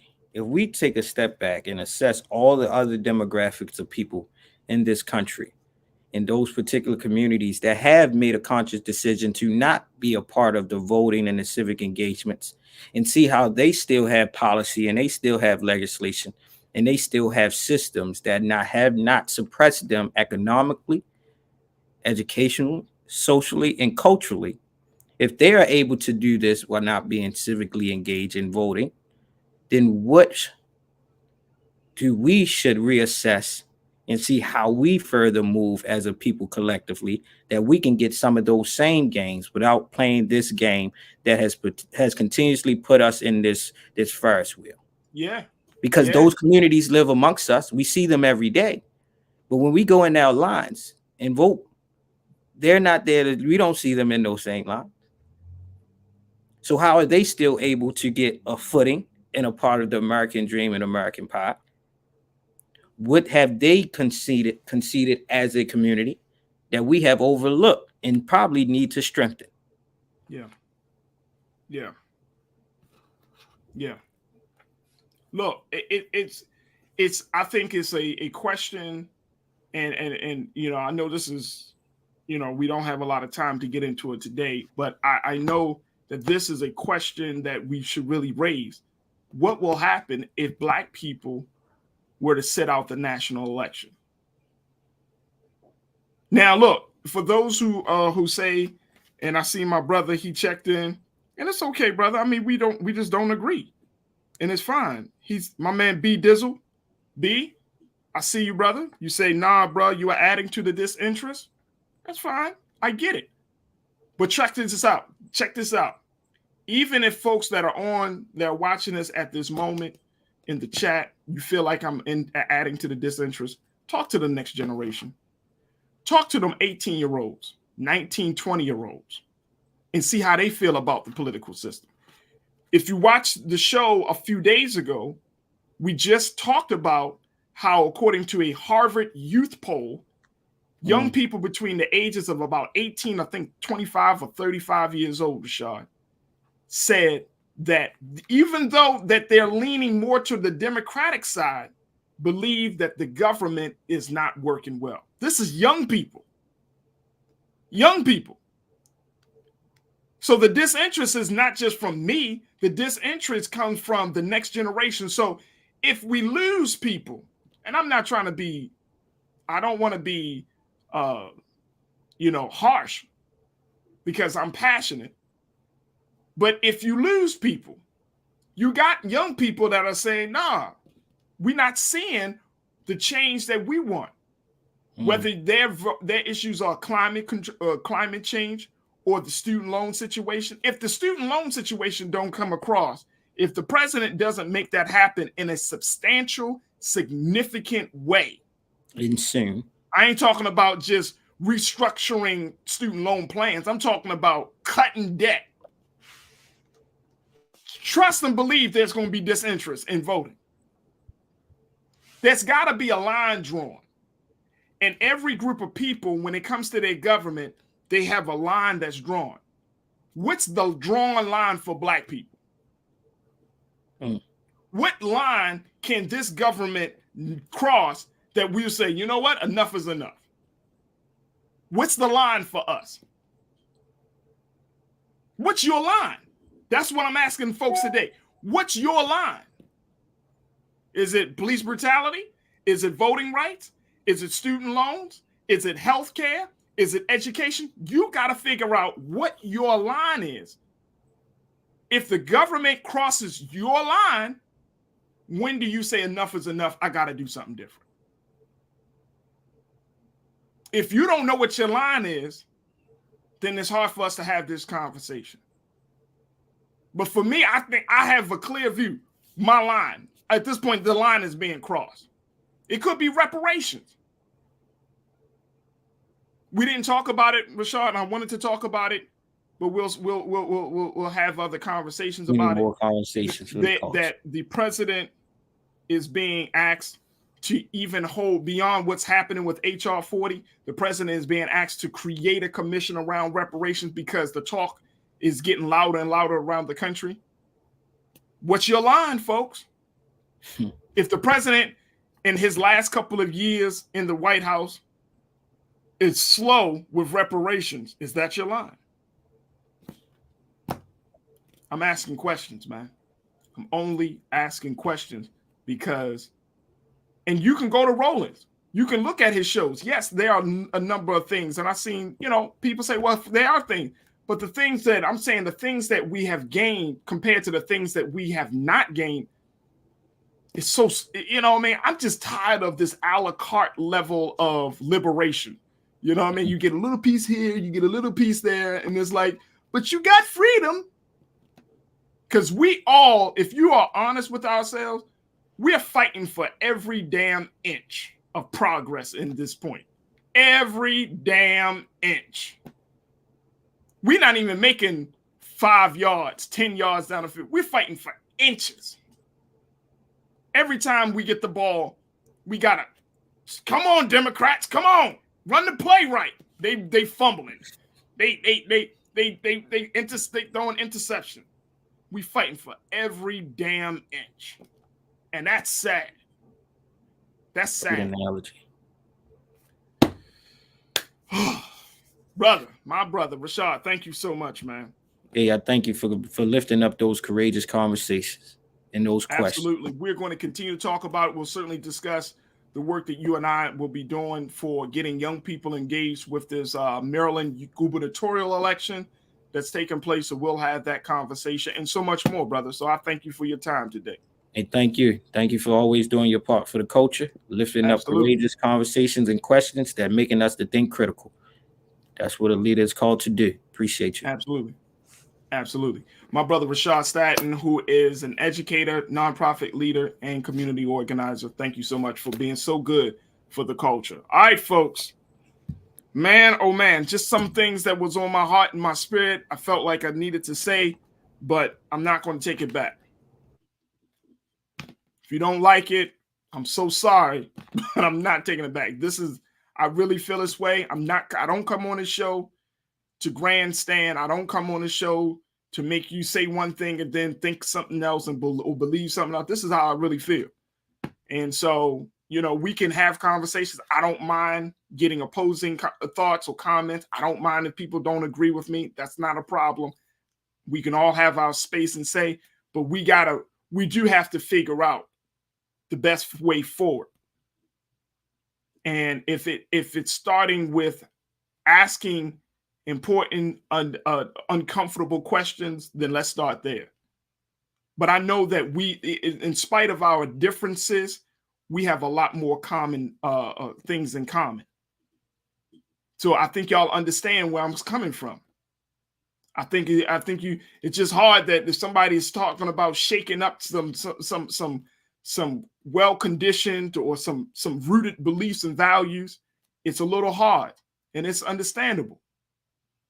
But I think our goal is what? We want freedom, justice, and equality. We want life, liberty, and pursuit of happiness. What else we want? We want power. I want power, and I want self-interest. I want self-reliance. I want us to be determined. I don't want us to be in this very soft engagement when it comes to what we're asking for from this country. And this is not just for Black people. This is for every person that feel like they don't have a voice. Enough is enough. Folks, thank you so much for tuning in. Make sure y'all support us, blackstarnetwork.com. That's the best place to go to find all of the latest episodes of The Culture, Roland Martin Unfiltered, A Balanced Life, The Black Table, and Get Wealthy. Dynamic programming. All can be found at blackstarnetwork.com. We need your support financially. If not financially, make sure you share. Make sure you let people know. And certainly encourage people to download the app everywhere. We have our electronics. So blackstarnetwork.com. Stay tuned. Up next is Roland Martin Unfiltered at 6 p.m. Eastern Standard Time. As always, never be afraid to challenge what's wrong. Stand for what's right while being yourself in the process. God willing, we'll be talking tomorrow for another exciting edition of The Culture right here on the Black Star Network. Peace.